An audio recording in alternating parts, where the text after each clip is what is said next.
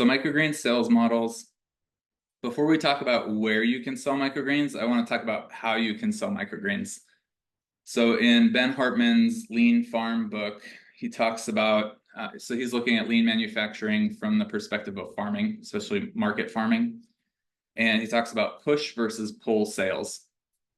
So push sales is when you grow a bunch of stuff and then you push it out onto the market hoping that it sells. So if you harvest a bunch of produce and then go sit at a farmer's market, you're pushing product to the market and then you sell what you sell and then you take home either waste or try and sell at a different channel. So you have that excess and you can't really plan things when you do it that way. Another way that people push sell is that they'll grow a bunch of microgreens and they'll call all their chefs like, hey, what do you want this week? What do you want this week? And they hope that they can push it all out to those chefs. Pull sales is when you sell first and then the sales pull the production of your farm. So that's what I do with wholesale to other farms or selling directly to chefs, is that we set them up on a weekly recurring order. They can adjust it up or down as the seasons change or things change.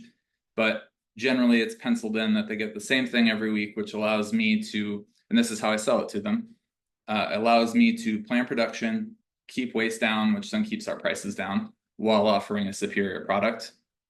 So again, no matter where you're going to sell microgreens, sell first if you can, and then grow to order, essentially. You can do the same thing with distributors, grocery stores, all that. Stacking channels means that if you're someone who wants to sell to restaurants, but you're also really passionate about going to farmers markets, what you can do there is stack your channels. So essentially, you're going to grow to order for your chefs, say like Thursday harvest and delivery, and then your market might be Saturday morning. You're just going to try and grow for all of it, but you have everything covered for your chefs, and then the overflow goes to market. If you're a little short for market because you had a new chef join and you had to steal from some of that excess, that's great. You just sell out at market and looks like you have higher demand. But so if you're going to do push sales, you want to stack it with a pull sales model if you can. There's two numbers in your business that I want to talk about. And actually, just today, Alex Ramosi had a post on both of these on his podcast, and it was more detailed than he has in his book. But lifetime value is the total amount that an average customer is worth to you once you bring them into your world of business. So if you think of somebody buying at a farmer's market, they might buy $5 or $10 a product, and you may never see them again. Or you may set them up on a subscription and they might buy $20 a week for 6 weeks and then they fall off. So those both have different lifetime values. Now, compare that to a chef. I've been working with some chefs for 5 years now. They average $3,000 to $4,000 per year in product, depending on the season and different seasons of my business. So the lifetime value of that one chef is like 10 to 20 grand. So I always like to just, since the average is $3,000 to $4,000 a year, I just kind of put that as my lifetime value of a chef. And then the other side of that is the cost to acquire a customer. So again, different sales channels and different business models will have different costs to acquire. When you're selling to general public, you might have Facebook ads, you might have market, like farmers market fees, you might have labor, all the costs that go into acquiring a customer, not the cost to provide the product, but the cost to market and sell. So again, selling to chefs, it's really just, for me, time and samples. And samples are maybe like a $50 retail value, but to me, they are only a couple dollars in product and clamshells. And then it's the time that I invest. So I count the time just because if I was to hire a salesperson, that would be a true cost. So if you compare, just when you're evaluating your sales channels versus your marketing opportunities, you want to think of what's the lifetime value of that market, of client in that market, and then also what's your cost to acquire a customer in that market. So as we go through each of these, just kind of keep that in mind. So for sales channels, Home delivery was huge during the pandemic. People weren't wanting to go out and they wanted no touch delivery or no contact delivery to their home. That's what Donnie Greens, if you've seen some of his YouTube videos, he essentially, I think he was doing like 17 grand a month just doing home deliveries to people on like a subscription model. And the only trouble with that model is that generally it's high churn. So his business was growing because it grew by like 1% more than he churned out. So for every, one he lost, he gained like 1.1. So it is viable, but if you are driving all over town to drop $5, $10, $20 a product, it might not be the best use of your time. However, if you're in a smaller rural area or population isn't super dense, you're not in the major metropolitan area, it might be a viable way to sell directly to your community without sitting at a market. And Microgreens CSA is kind of like the home subscription, but instead of signing people up to buy $20 per week or $20 every other week, you have them commit to a block of time. So 4, 6, 8, 12 weeks, and they pay you up front. So if you were to sell $20 microgreens per 6 weeks, that'd be $120. So the benefit there is if you're going to run Facebook ads to clients like that, instead of getting $20 and then spending $20 to acquire them, and then you make money the next month, you now are bringing in more money up front, and then you have client financed acquisition at that point. So I definitely recommend starting with like a 4 to 6 week CSA and testing that out so that you get people to prepay for microgreens instead of just growing and then hoping they stay on. Because I found with the home delivery, I did it a little bit during the pandemic. People fall off after 2, 3 weeks. So it's easier to get them to commit to at least 4 weeks up front and then ask if they want to continue every 4 weeks from there. Again, farmers market is a good way. A lot of people start out there just to try and learn their market. If you're in a smaller community, that's a great way to become known. My goal with farmers markets would be to get people to use that as a pickup location for like a CSA or for a weekly subscription.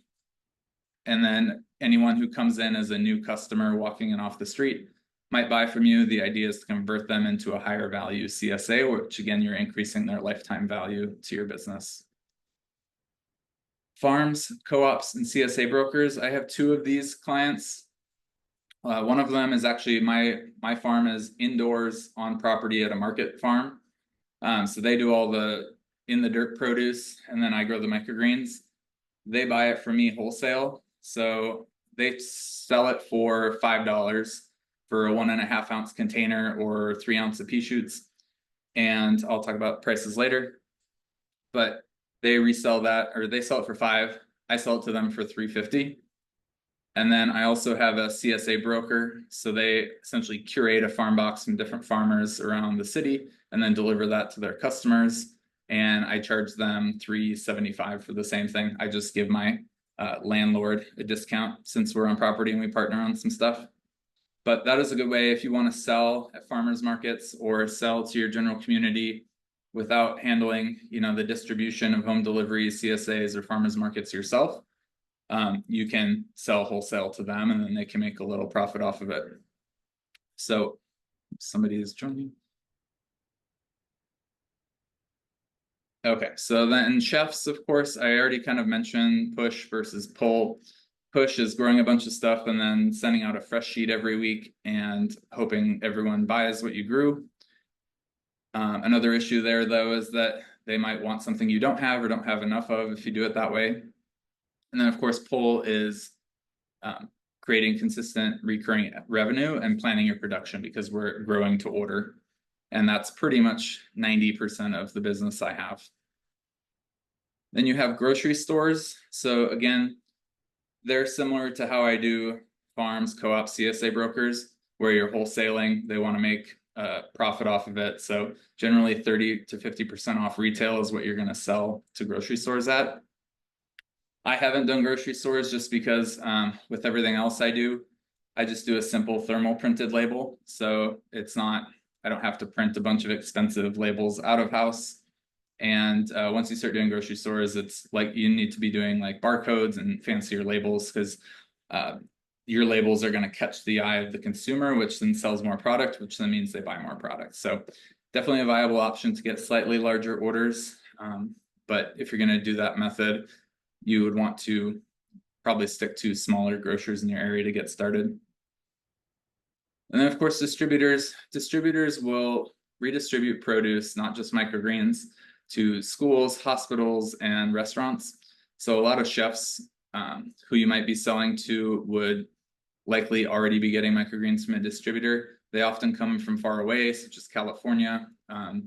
They might be from large growers in your area, but distributors have the same problem across the board, is that the microgreen chefs are getting from them generally will last 2 to 4 days at most, because they've been in the distribution channel for much of their usable life, the beginning of their usable life. So there's whole time at the farm, there's whole time at the warehouse, it's on a truck again, and then it finally gets to the chef. So really that's the biggest selling point I have when I reach out to chefs. But distributors are a big opportunity to deliver to one place as a grower and sell a large amount, but you have to have the equipment, the space, and they could drop you at any time. So long term, I think when a lot of growers get big enough, they'll start reaching out to distributors. But there's always a cost to distribution. And for me, the cost is control of the quality of product. And then also just, having relationships with my chefs. The other cost, if you work with a distributor, is that you're giving up, some of the price that you could have made selling directly to chefs.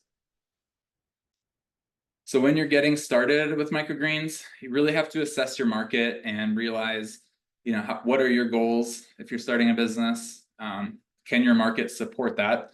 If you only have 5 restaurants in your area, it's not a viable option you're not going to make 100,000 selling microgreens to chefs.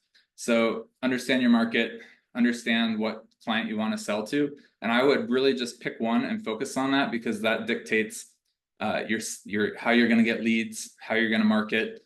And if you're trying to do everything at once, you're just going to get overwhelmed and do nothing. So just kind of a summary of my preferred ways to sell microgreens when you're starting out is, if you're going to do direct to consumer, really try and do like a small CSA model. So you're bundling 4 weeks. You're trying to provide $20 of value per week. So you're getting $80 up front instead of, 5 to 10. Reaching out to farms at your markets or around town and see if they're not advertising they're doing microgreens, if they would like to add microgreens to their farm by buying them wholesale from you. You could even white label them, where you package them and they relabel with their own branding. The ones I do on site here, I co-brand with the farm, but the ones I sell to the CSA broker, they have my information on it. And then finally, chefs on a weekly recurring order. Just because you have predictable production and predictable revenue. And then if you're committed to having fancier labels, then grocery store is also an option when you're starting out. All right, so those are the sales channels and considerations.